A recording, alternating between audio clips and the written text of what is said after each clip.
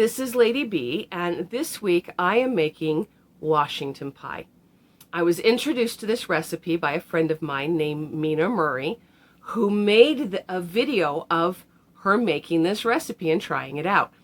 And one of the things we have in common that we discuss is our love of old cooking books and recipes and trying them for ourselves.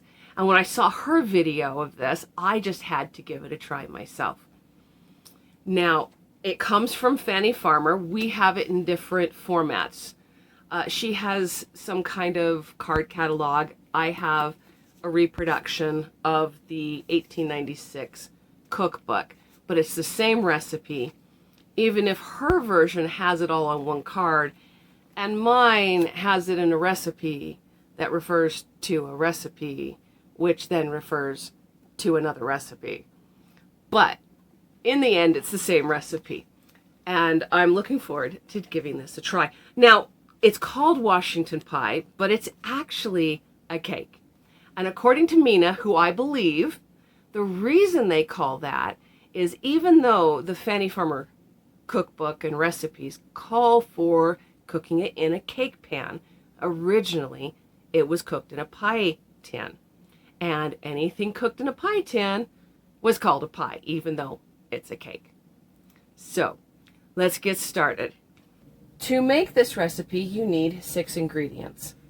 1/3 cup of butter, 1 cup of sugar, 2 eggs well beaten, 1/2 cup of milk, 1 3/4 cup of flour that has been sifted with 2 1/2 teaspoons of baking powder. To that, I am adding 2 teaspoons of vanilla extract on Mina's suggestion. After all, if she thinks it needs vanilla, again, I believe her. To begin, you start with creaming your butter, though this is a vegan butter, with your sugar, adding the sugar gradually. Now, of course, this would be faster if you used a hand blender. Also, I have been bringing this vegan butter to room temperature before trying to do this. If this was still at refrigerated temperature, it'd be a lot harder. Like that. So now, I'm going to add in my 2 eggs that have already been beaten.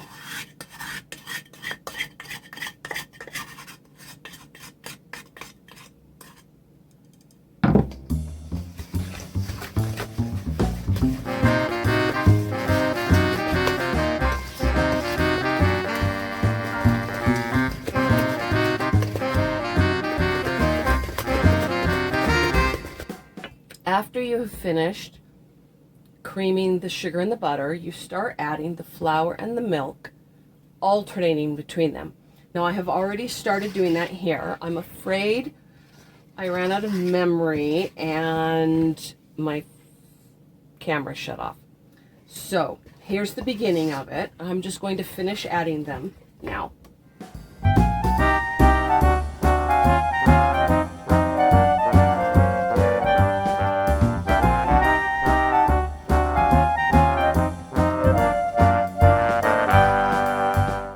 Go.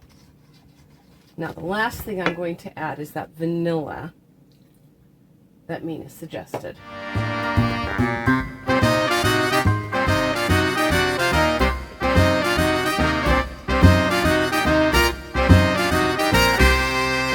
And there's my cake batter. Mina suggested an 8-inch pie tin, which I don't have. I only have 9-inch. So I will be using 9-inch, which means I'll have to keep a closer eye on them in the oven. But to make sure that I have my batter even between my 2 pie tins, I'm going to use a trick that I like, which is I will put it on a digital scale, and I will tare it. And then, as I place my batter in, I can compare. Since my pie tins are exactly identical,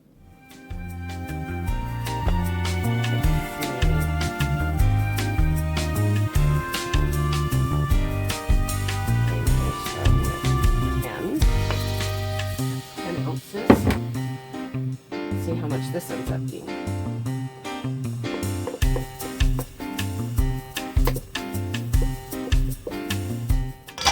And that is the same amount in each one.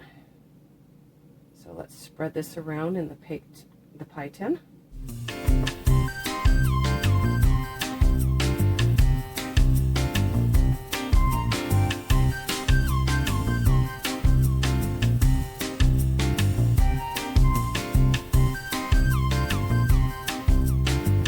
So I have that even between them. Move that to the side. And the last thing I'm going to do before putting these in the oven is this is a little trick I learned making cakes to help even out the batter. I'll just spin it. It's not in the recipe, it's just something I do. Don't know how much it will help with how thick this batter is. Done. So there I have my 2 pie tins with my batter in it. I'm going to go put this in an oven at 350. I will check it at 20 minutes. Mina's took 25 minutes to cook, but she had a smaller pie tin. So I'll be checking it a little earlier, seeing how long it takes, and I'll be right back. And here they are.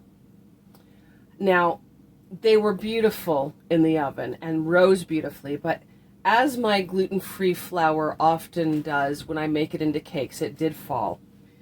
But it still tastes delicious. So the next step now is to put jam on it. And I made this jam last night. Now, the recipe calls for raspberry jam, but like Mina, this is for someone's birthday, and they requested strawberry. So who am I to say no to the birthday boy? So we just spread some jam across the top. Now, Mina spread it thinly, but I am going to be generous because this cake has no icing.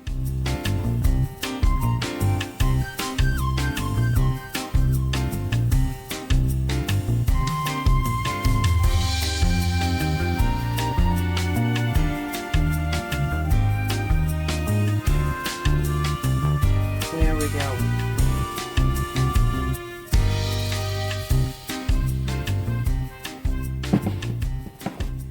And there it is.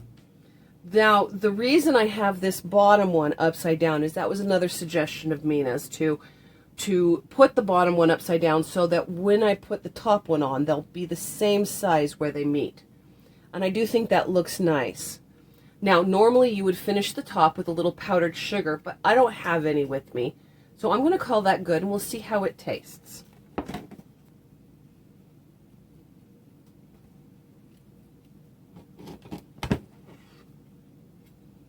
And I'm just going to cut a little sliver of this.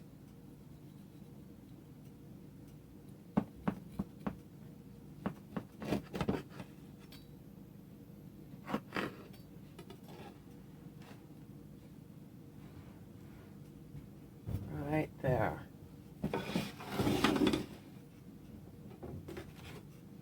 Doesn't that look good? All right, let's give it a try.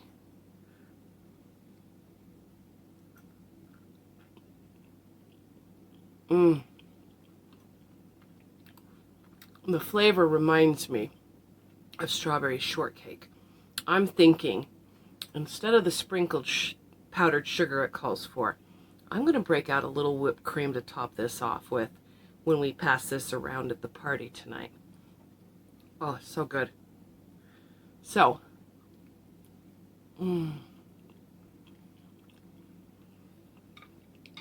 thank you, Mina, for bringing this recipe to my attention, and thank you all for watching.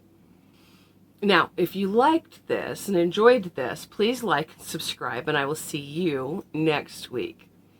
Until then, whether trying out historical recipes or anything else you may be making at this time, just remember, don't be afraid to suit yourself and make whatever it is you do exclusively you.